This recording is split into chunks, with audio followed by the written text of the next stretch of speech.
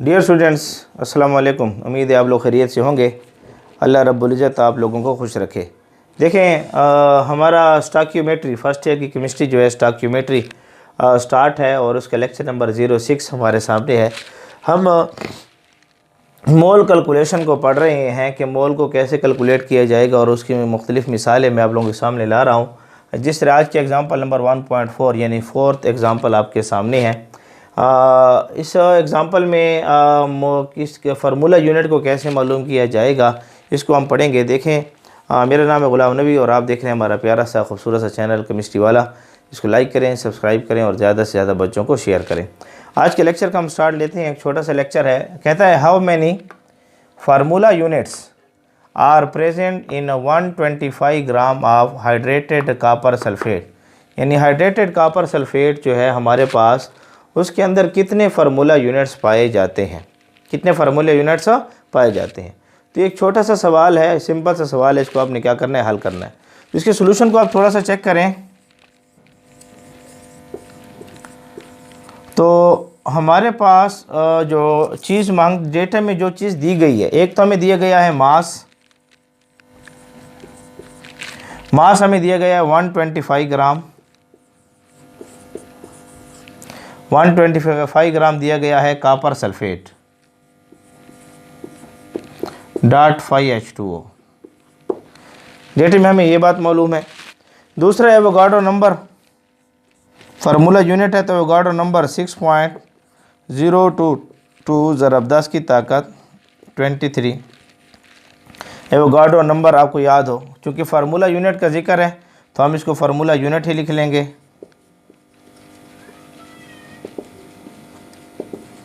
या Avogadro number ही लिख लें, जो आपकी मर्ज़ी आए। और मालूम क्या करना है, फार्मूला यूनिट्स हमने मालूम करना है।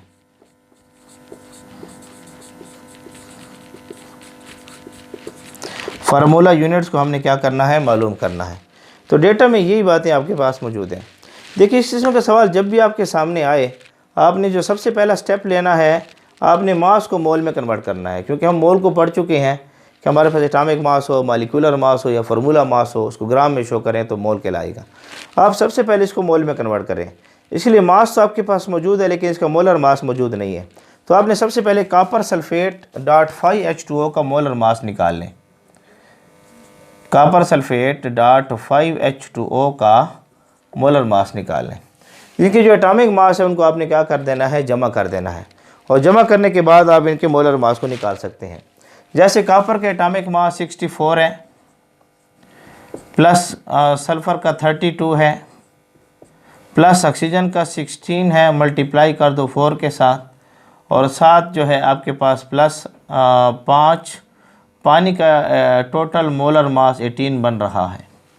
तो आपने क्या करना है, ये मोलर मास निकालने। कापर का 64 है, सल्फ़र का 32 है और ऑक्सीजन का 16 है, 4 के साथ मल्टीप्लाई कर दें, प्लस पानी टोटल 18 ग्राम होता है और 5 के साथ इसको क्या कर दें, मल्टीप्लाई कर दें। तो आप इनको सारा कुछ जमा कर लें, मल्टीप्लाई करें तो आप देखेंगे कि आपके पास जो मास आपके सामने आएगा टोटल यहाँ पर, वो 250 ग्राम पर मोल निकल आएगा।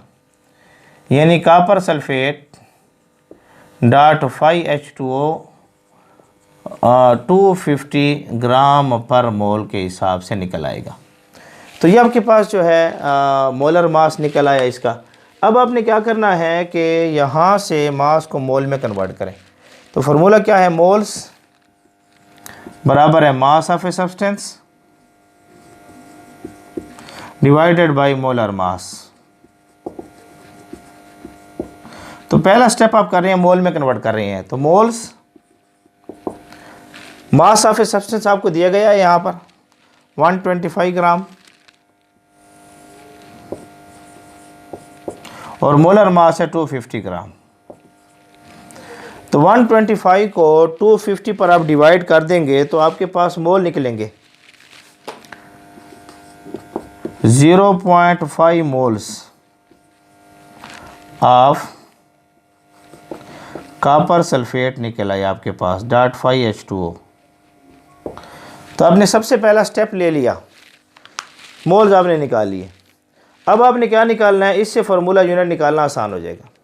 देखिए इसके लिए फार्मूला अगर आप लोगों को याद हो, मैंने आपके लिए समझाया था। मोल्स बराबर है, अगर एवोगाड्रो नंबर के लिहाज से है तो formula unit divided by Avogadro number था। मालूम क्या करना है, फार्मूला यूनिट हमने क्या करना है, मालूम करना है।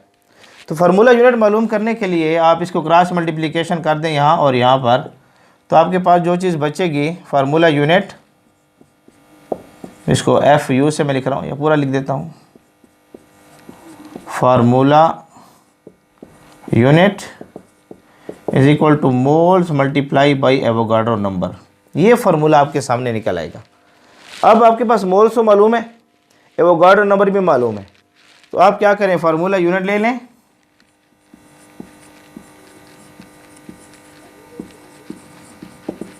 इज इक्वल टू मोल्स आपके पास है 0.5 और एवोगाड्रो नंबर है 6.022 ले लें, ज़रब 10 की ताकत 23। तो 0.5 को 6.022 के साथ आप मल्टीप्लाई करेंगे तो ये आपके पास आ जाएगा फार्मूला यूनिट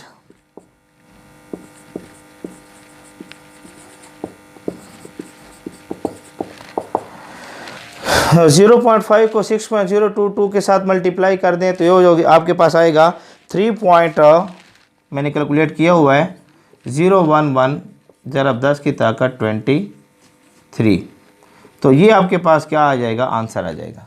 देखिए एक छोटा सा सवाल था मोल कैलकुलेशन के हिसाब से, एग्जांपल 1.4 कि हमारे पास 125 ग्राम के अंदर जो है कॉपर सल्फेट के कितने फार्मूला यूनिट होंगे।